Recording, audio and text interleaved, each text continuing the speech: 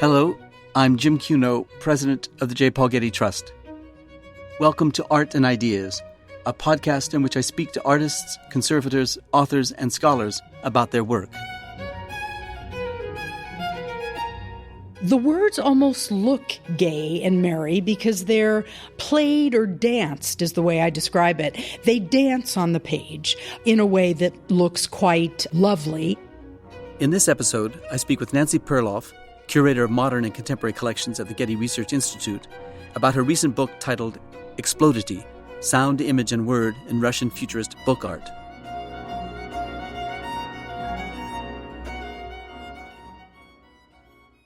The Getty Research Institute's Russian Modernism collection comprises rare books, periodicals, lithographs, and other archival holdings documenting pivotal moments in the history of Russian and Soviet art. This past fall, the Getty published a book focused on a unique and significant subset of this collection, Russian Futurist artists' books. Titled Explodity: Sound, Image, and Word in Russian Futurist Book Art, this volume explores artists' books made in Russia between 1910 and 1915. In Explodity, author Nancy Perloff relates the history of how visual and literary avant-garde artists collaborated to create handmade books that combine the verbal, visual, and the sonic. These artists invented their own experimental language called Zaum, which they used to write poetry that was juxtaposed with lithographed, drawn, and collaged images. The resulting books are meant to be read, seen, and heard. The text and imagery are both narrative and abstract, suggestive of the familiar but ultimately elusive in meaning. Their radical approach was powerful, expressive, and utterly unique. I met with Nancy one afternoon at the Getty Research Institute to look at several of these books, to hear recordings of Zaum poetry, and to discuss the cultural and historical milieu of their creation. So, Nancy, you begin your book by situating the history of avant-garde Russian book art in the context of modern Russian art and its relationship to advanced European painting, from Van Gogh to Gauguin and Picasso. How much did the Russian artists know about those paintings and those artists, and how did they know it? That's a really important question. There were two great collections in Moscow, Sergei Shukin and Ivan Morozov. Sergei Shukin was a cloth merchant in Moscow, and he began to assemble his collection in 1897. It was a collection of French painting. That was the focus, painting Monet, Renoir, Cézanne, Van Gogh, Gauguin, Matisse, Picasso. So these collections were private collections, and these pictures were in private residences. How did the artists see them, or what connection was made between the artists and the collectors? Yeah, so I haven't read any particular descriptions by the visual artists of visiting either collections. I do know from reading that they were open to the public at certain hours. It was possible to visit. Now, whether in fact Malevich, Goncharova, Larionov actually did visit the collections, I can't verify that. What I can verify is Jakobson talks about visiting the Roman Jakobson. Roman Jakobson, the formalist, the linguist, talks about visiting the Tretyakov gallery, which is the famous gallery in Moscow. And so we know for sure that the work at the Tretyakov was accessible. One other point that's just a nice story is that Benedict Lifshitz, who was both a poet and a lawyer and a very close friend of David and Vladimir Burliuk, he describes how Burliuk received from Alexandra Exter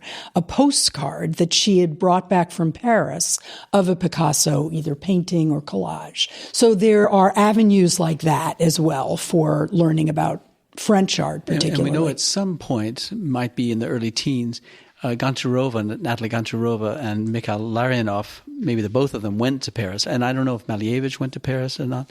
But there were some artists who did go to Paris and brought back some memories of it, some descriptions of what they saw. Do you think that the visual impact of the modern artists in Paris on the Russian artists was significant, or was it more the kind of just freedom and liberty that provided them, the sense of independence or a sense of inventiveness that they could take art in another direction, and there was license to do so? I think that's a beautiful way to put it. I think there were important manifestos on primitivism and neo-primitivism. Shevchenko, I believe, was the author of the most important one. And in that manifesto, he talks about European art, French art, and he talks about diverging, moving away towards the primitive. And so there's this dichotomy that I analyze a bit in the introduction to the book between East and West, even as when we look at the Picasso paintings that I illustrate there and compare them to what Malevich was doing, say in 1913, you certainly see the influence of Cubism. I mean, Cubism was crucial for all, Malevich, Goncharova, and Larionov, but maybe even most for Malevich. Yeah, and they certainly were aware, at least some of them were aware of the relationship that Van Gogh and Gauguin had with the primitive and the kind of license that the primitive impulse gave modern artists to break from the constraints of a kind of conventional manner of painting. So at some point, the embrace of the primitive was not only an embrace of Eastern values, that is the kind of character of the Russians, and it was also just a way to break from the formal restrictions of conventional art theory and art practice. But of course, the crucial difference is that Van Gogh and Gauguin, particularly Gauguin, had to leave to find the primitive. Whereas for the Russians, and they took this with great pride, the primitive, in quotes, was right there. The peasants, the Georgian steppes. I mean, these were all sources. The Kamenia Baba, which was, an ancient Scythian sculpture that proved very influential and inspirational for someone like Goncharova. So the primitive wasn't getting away to the exotic, but rather looking inward at one's own country and one's own past. That's what was so important for the Russians. Okay, we'll come back to that in a second, but I want to get to the Russian avant-garde itself in 1913, because you characterize it for us with the reference to Victory Over the Sun, the great opera, avant-garde opera, we should say, by Malevich and the composer Mikhail Matushin and the poet Alexei Kruchanik. So it was a collaboration between those three artists. By coincidence, I suppose, 1913 was also the year of the debut of Stravinsky's ballet of Rite of Spring in Paris, which caused a near riot when it was performed. Mm-hmm. How was Victory Over the Sun, that same year, 1913, received? And I guess it was in St. Petersburg? St. Petersburg at the Luna Park So how was Theater. it received? How was its reception comparable to that of the Rite of Springs in Paris? Yeah, I mean, it's hard to know how to rate which one had a more outrageous reception. Reading a bit from reviews of the time for the Victory Over the Sun opera, you do read that, for instance, the composer who participated in Victory Over the Sun, Mikhail Matushin, recalls, quote, "There was terrible, continuous uproar in the auditorium. The spectators were sharply divided into the sympathetic and the indignant." And then he also talks about how critics could not conceal our success among young people. It sounds, if you read more about Luna Park and about that theater, that this was a theater that drew a wide swath of people, from the theater-going society people, theater critics, to students, younger people, artists, poet. So it sounds like it had quite a range in terms of its appeal. Apparently at the premiere, there was a lot of heckling, a lot of laughter, a lot of whistling. And then at the end, the crowd called for the poet to come out. Alexei Kruchanik, we want to see Alexei Kruchanik. And he was supposed to appear, which I think he did. But you can see this was indeed maybe a practice almost of the time. Now, Rite of Spring was a little bit of a different situation just because you had dancers and therefore you had choreography. And while Victory Over the Sun certainly had its own strange kind of topsy-turvy plot and did have its characters, the strong man, the fat man, the two announcers at the beginning, Rite of Spring, Nijinsky, did the choreography, and the crowd erupted literally from the very beginning, and the dancers couldn't hear the instructions for their choreography, so they were not able to dance the piece. And interestingly, the Rite of Spring has almost never recovered from that. I mean, it's never done with dance. Well, take us back to Luna Park, the theater itself. Describe the theater a bit to us and tell us about what Victory of the Sun looked like. Yeah. So Luna Park Theater was constructed in 1882. It was, if you know St. Petersburg at all, or familiar with the Mariinsky Theater, which was the great theater for dance, it was a few minutes walk. It was one of the first theaters intended for mass entertainment, so that's interesting. And it was ideally situated to attract, as I said, this broad swath of public workers, bourgeoisie, intelligentsia. So if I were going to Luna Park Theater, and I didn't really know what Victory Over the Sun was all about, would I go to expect a kind of conventional performance? Did it have that kind of a reputation, or was it an avant-garde space? Both Victory Over the Sun, as an opera libretto, if you want to call it that, and Vladimir Mayakovsky, a tragedy, which was performed on opposite nights. So one night in 1913, you had Victory Over the Sun, and then the next night it was Vladimir Mayakovsky, a tragedy by Mayakovsky, of course. Both the script for the Mayakovsky play and Victory Over the Sun libretto were published before the premiere. So people in the intelligentsia, let's say, certainly, and anybody else, had access to the publications and could have read before. That would have certainly helped people in terms of anticipating what they were going to see. And of course, Victory Over the Sun opens with this famous prologue about, we are beginning at the beginning. This isn't direct quotation, and then the other announcer says, but what about the end? And the first announcer says, there will be no end. And that's the way it starts. So it has this completely nonsensical message, you could say, very zaum. By the end of Victory Over the Sun, the text really breaks down. So you just have syllables, then single letters. There's an airplane crash, and it's kind of, they couldn't defeat the sun. They're all in blackness. So we have this well-established avant-garde tradition and its relationship to the primitive, as we've discussed. Also this kind of introduction, kind of fragmenting of the forms and so forth, and then beginning to the edge of this cubism leading to something else. So for a couple of decades, there's some solid activity. But you make a point in the books and the book arts of the second decade of the 20th century that there's something very special going on in the kind of formalist examination of the text of the books. And you introduce a very important figure, and that is Roman Jakobson. Mentioned him, I think, already once. And that is, he's a literary critic and a linguist, and he works closely with the poets of the avant-garde.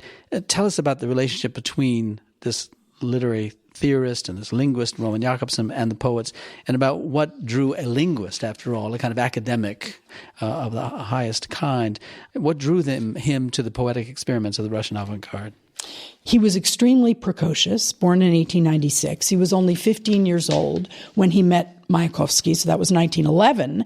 He was only 16 when he first attended the Stray Dog Cabaret. So by age 16, he is meeting poets, visual artists, members of Bohemia in St. Petersburg at this small cabaret, which was in a tavern, a small building, very different from the Luna Park presence.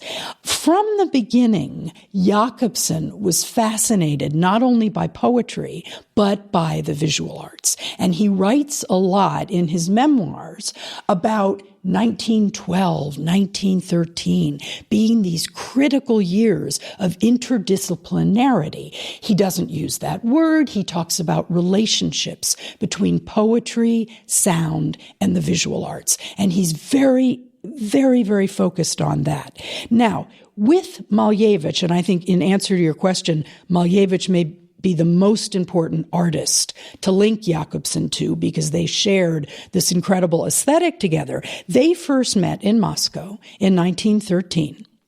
And we know that they shared ideas because Malevich published letters in the yearbook of the Pushkin House, which are based on his earliest conversations with Jakobson. And I want to just read a couple of incredible quotes to help you keep in mind this idea of theories of verbal and visual abstraction that interested Jakobson and that he shared with Malevich. So, for example, in a letter of June 1916, explain to his close friend Matushin, Malevich argued that, quote, the new poets waged a battle with thought, which enslaved the free letter and tried to bring the letter closer to the idea of sound, not music. From this came mad or zaum, that is transrational, poetry. So what Malevich calls the new painterly realism, which is what we think of as suprematism, he felt it was directly connected to the verbal and the vocal, so that there was this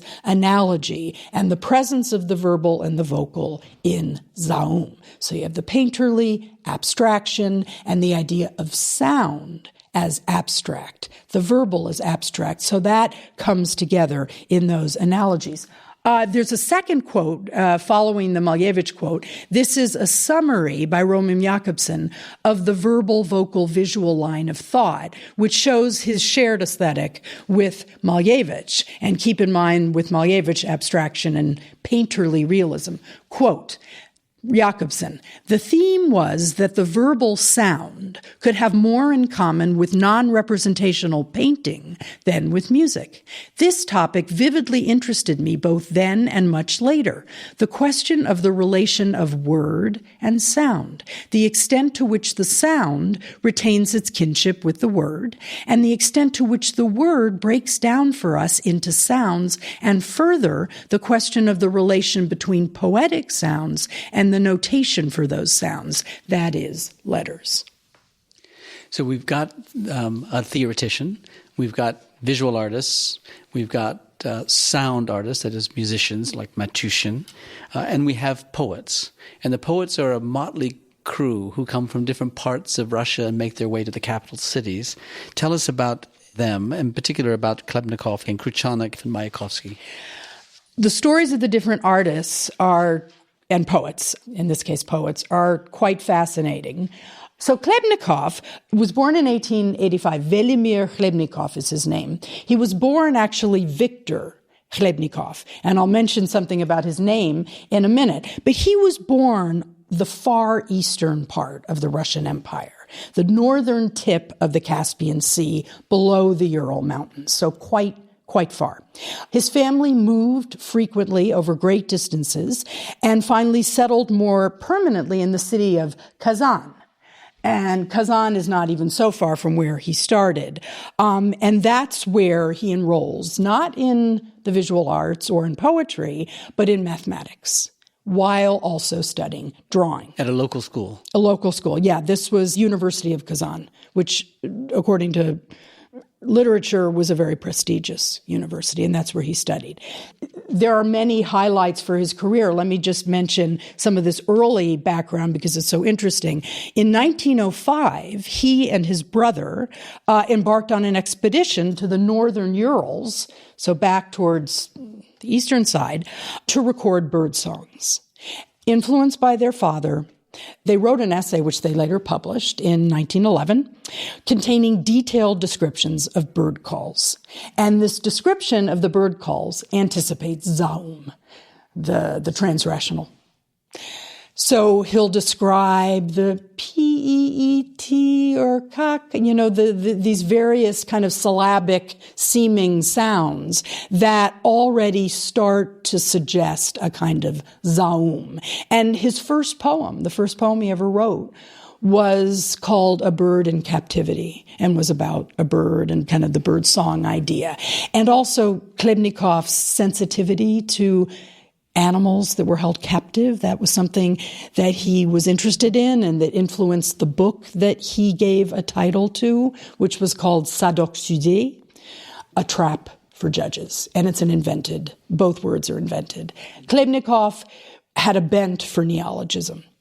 His name, Victor Khlebnikov, he changed to Velimir at a certain point. Vel meaning hero or heroic, and mir meaning world. And so when you put them together, it's kind of heroic world or commanding the world. And so he announced very formally to his family in letters that he was actually changing his name. Now, Khlebnikov ultimately ends up in St. Petersburg, where he meets the symbolists, where he tries to become part of their world, finds he's not recognized by them, not understood by them. He then meets the Borliuks. He died at age 36 in 1922 of typhus as he tried to make his way back to Moscow from trips out to the external parts of the empire. And so he died very, very young, but had already a huge impact on fellow poets, particularly during his lifetime. So let's get to another poet then. Yeah. Let's get to Alexei Kruchanik. So Alexei Kruchanik had a very different kind of background from Khlebnikov. Khlebnikov came from a very educated family. Kruchanik was born in 1886 into a poor peasant family in the Kherson province. So that's located closer to the Black Sea, just north of the Black Sea. He did enter Odessa Art College, studied art, graduated, and then worked as a village schoolmaster, so as a teacher. And his main form of art was caricatures. And let me just say that it's very interesting that Mayakovsky, Kruchanik, and Khlebnikov began their careers with an interest in art. In the case of Mayakovsky, he formally studied art, and so did Kruchanik, as I just mentioned. And Khlebnikov, maybe less formally, also studied drawing. So you have poets beginning as visual artists and then moving into poetry, and that certainly helps us understand how they collaborated with visual artists on the Futurist books. So let's get to a third poet, with Mayakovsky. And he's a big personality. And where does he come from, and where does he meet the other two? Okay, so Mayakovsky is born also in a peasant family outside of Moscow. He is very interested in the visual arts and in drawing and painting, and he was quite remarkable. I mean, if you look at some of the early little sketches that he did, also sketches of other artistic figures, they're really quite remarkable. He also wrote poetry from a very young age and was generally known as an incredibly difficult man who had many loves, but turned very, very early to the Bricks, Lily and Osip Brick. Very wealthy, Osip Brick, very wealthy. Mayakovsky never had a dime, but he was taken in by the Bricks, fell passionately in love with Lily Brick. And that affair, that romance, it was an affair, really, really a ménage à trois, lasted through his death, and the suicide in the late 20s was due to his sorrow, his lack of reciprocity from Lily Brick. But Mayakovsky was voluminous in his writings, and I'll make one point, whereas Malevich scarcely ventured abroad, only to Berlin, once, never anywhere else. Kruchanik never went abroad. Khlebnikov, only in the Russian Empire. He went to Persia and then came back. Mayakovsky traveled all the time. Paris, he'd spent weeks in Paris, and Lily Brick would host him there. And so a very, very different kind of situation. But Mayakovsky never learned a word of any language but Russian. Yeah. Also interesting. So we have these three poets, and we've got a theoretician, we've got painters, Malevich, Larionov, Goncharova, and we get a book, Mir Skonska, 1912, the title of which I gather is made up, and neologism, which must in some way be a word for world from the end, or as it's sometimes translated, world backwards. Tell us about the title. Yeah. You have three words, Mir, Skonsa. Mir, world, from, preposition, Konsa, end. When you string them together, what happens is there's a stress shift. Rather than it being konsa, you have mirskonsa. That's in the nature of Russian, that there's this stress shift. So you then have a neologism that also has an accent on a part of konsa that would never normally take place. Mirskonsa is the sound. And world from the end is the literal and most accurate translation, but generally people translate it as world backwards to show that it's words strung together. This is Velimir Khlebnikov's invention, this neologism, Khlebnikov, I would say, was the master, maybe, of neologisms. Mirskonsa contains on the cover what may be the first appearance of a collage on an artist's book. Very radical in that respect. Natalia Goncharova is the artist, and she glues this leaf onto the cover. And made of cut paper. Made of cut paper, in this case of green cut paper. And she also handwrites the title of the book and the two authors. So A. Kruchanych and V. Khlebnikov. And you'll notice how there's a mixture of capital letters and lowercase letters.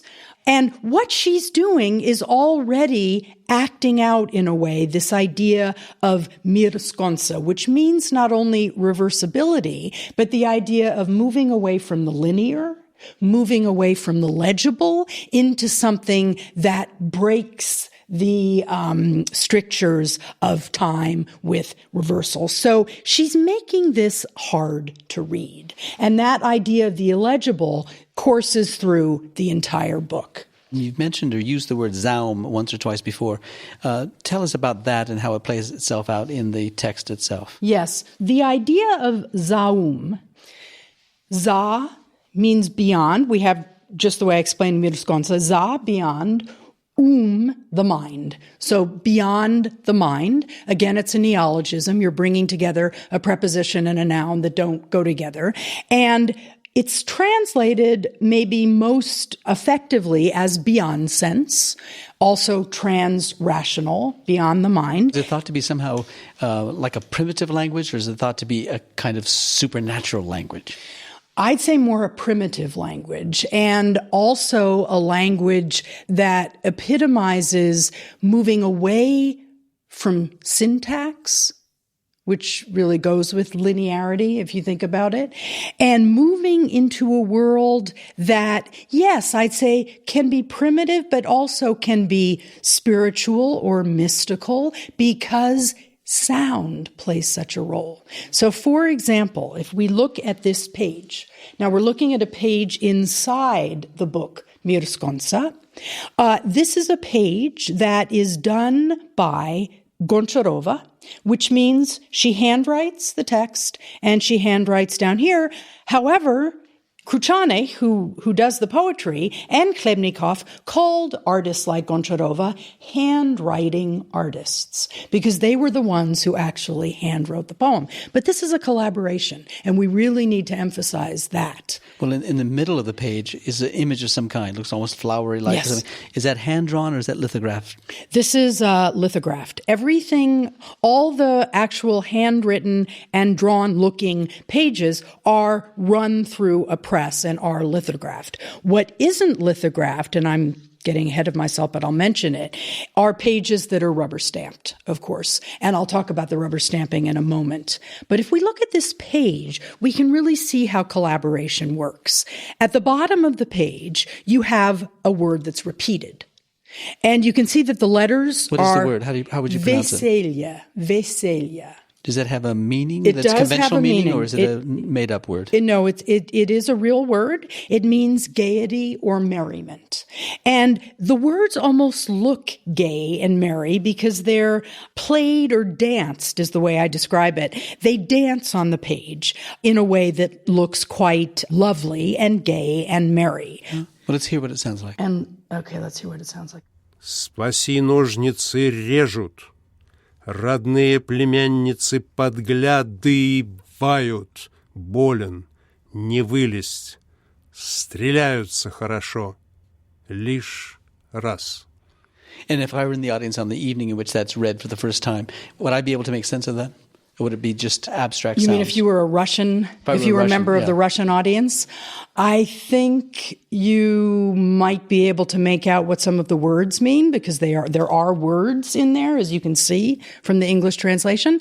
But where Zaum goes a little crazy is in lack of connection between words. So sometimes you have a nonsensical syllable or word. Other times, you have save, scissors are cutting. But you can even see from the translation, it doesn't go together. The words are juxtaposed or collaged in such a way that it's not completely comprehensible. You've talked about the sound of the words themselves, the sounds of the letters and so forth, but is there an obvious rhythm to it? We have a couple of options.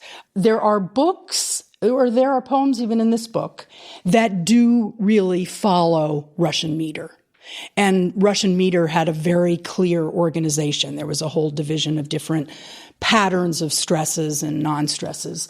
And so I can show that also with Zoval, the other book. But here, there is some meter. Spasi, nožnici, režut.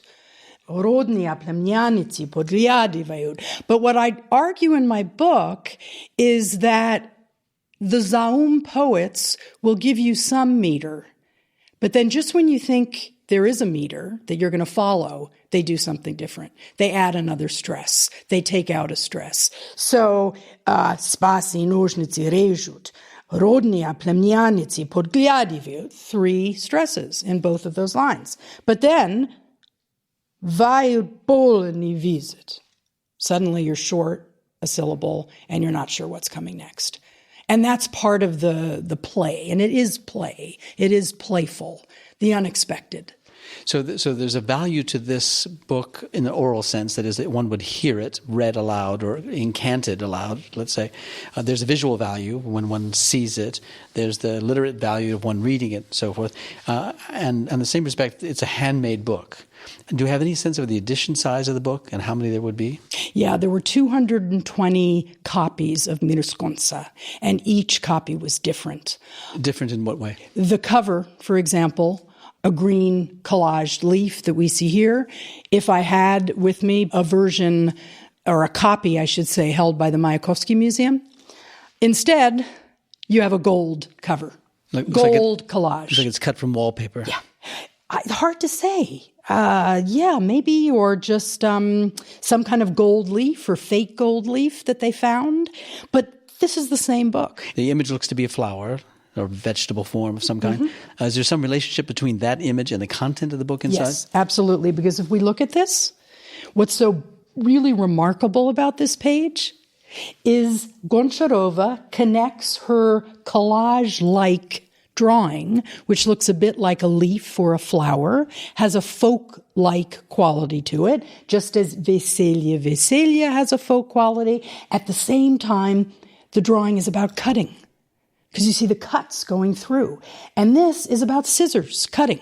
So you've got Goncharova. The text is about scissors. Yeah. So you've got this really remarkable relationship between image, word, and sound.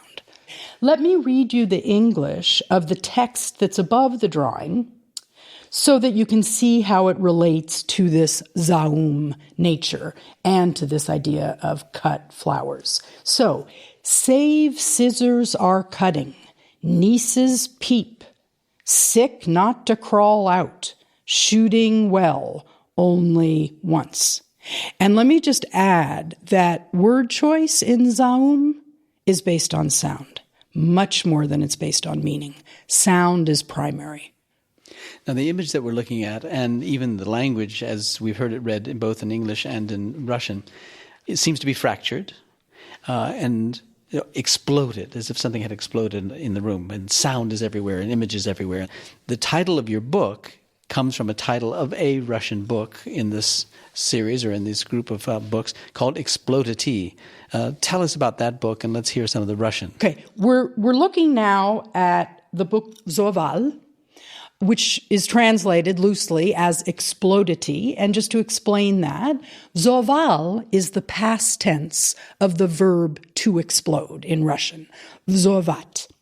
And what Kruchanych did, and he is the poet of this book, is he took the past tense, male past tense, he exploded, vzoval, and he added a soft sign. So when you see vzoval written in English, you'll see there's a diacritic, which represents the soft sign.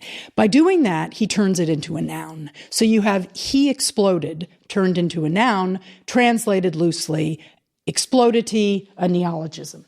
2 editions of Zoval. So again, we're talking about very, very small editions, maybe 400 roughly. The first edition has a different cover. Looks like a courtroom of some kind, or a church with a priest at the pulpit, and crowds are screaming and yelling and running in different directions. This is actually a cover by Nikolai Kulbin. Kulbin was a doctor, a poet, a kind of entrepreneur. Got people together, organized exhibitions, and so forth. He, you can see, was quite a skilled draftsman.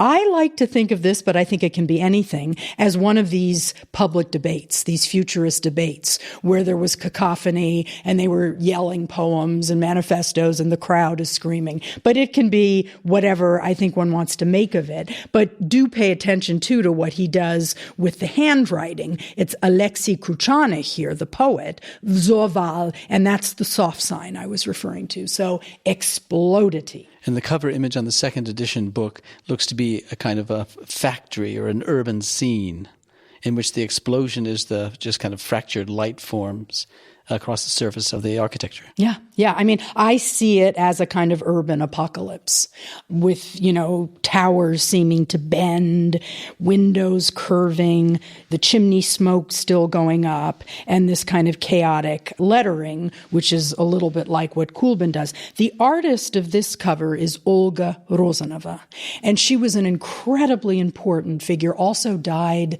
in her 30s, some extraordinarily young, helping Malevich put up posters for suprematism.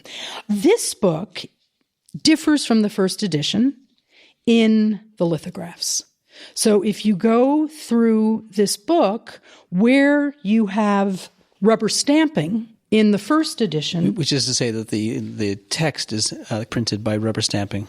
Exactly. And it was basically like a child's kit.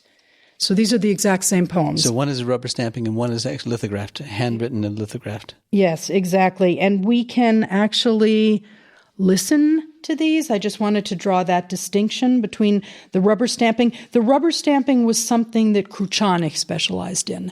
And I want to mention this poem first and I'll have you hear it, because even without illustration, this is a very striking poem that sets the tone for this book. So we are now listening to the first poem in the second edition of Zoval. Забыл повеситься, лечу к Америкам, на корабле полезли, кто хоть был пред носом. Tell us what the English is. Yeah. Forgot to hang myself. I'm flying to the Americas. On the ship did crawl someone, although he was right under my nose. So you've got a poem that starts with meaning, understandable. It also has a prosody to it. Zabul pavezitya, lechu kamerikam. So you have a prosody there that is then completely gone against by the rest of the text. Na korable pulezli kto hot bil pred nosem. And just as the prosody or the metric flow goes away, so does the meaning. So the books that we're looking at, all produced in the teens, have this handmade look, as you say, and they're in small editions of 200 to 400 or so, and they're put together by handwriting and rubber stamping and lithographs and so forth. Things begin to change in the 1920s with regard to the radical book arts. The revolution comes in 1917, the Soviet Union comes in the 1920s, a different kind of book production is made at that time. So this is an extremely important example of a moment in the history of Russian artistic production that will be lost a few years after they've been produced. Yeah. And Malevich, early in the 20s, does produce books, not books of poetry, books of imagery, the black square, the circle, the cross, books on suprematism. And he is active through the 20s, but by the early 30s, he is only producing those kind of terrifying paintings with the head, with the figurative paintings with faceless peasants. So it's an extraordinary collection of the avant-garde in Russia, and it's an important collection because it's so rich in examples. How did the Getty Research Institute come to acquire this collection? We acquired this collection in the 80s from a Parisian bookseller named Marc Martin Malburet. And he sold his collection to Ars Libri, and they were in touch with the Getty, not the GRI then, the Getty Center for the Arts and Humanities, and we purchased this collection, which we called the Malburet collection. So how can we access these poems? How can the listeners to this podcast, for example, who will be interested in seeing and hearing more of these poems and these books, how can they access them? I think the best way is to start with the online interactive. Because what is the web address for that? the web address is www.getty.edu/Zaum, Z-A-U-M, poetry. One word. Okay, Nancy, this is rich and interesting material, complex, profound, confounding, and we appreciate all the time you've given us this morning. So thank you. Thank you.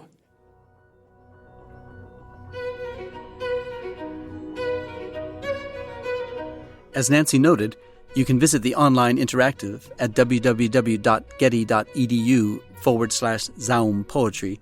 That's Z-A-U-M poetry, to see images and to listen to the poetry in Mirskonsa, Zorval, and 2 other Russian Futurist artists' books.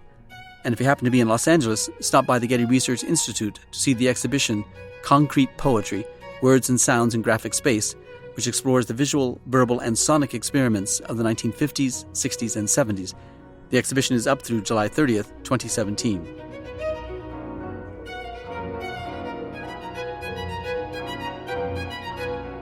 Our theme music comes from the Dharma at Big Sur, composed by John Adams for the opening of the Walt Disney Concert Hall in Los Angeles in 2003. It is licensed with permission from Hendon Music. Look for new episodes of Art and Ideas every other Wednesday. Subscribe on iTunes, Google Play, and SoundCloud, or visit getty.edu/podcasts for more resources. Thanks for listening.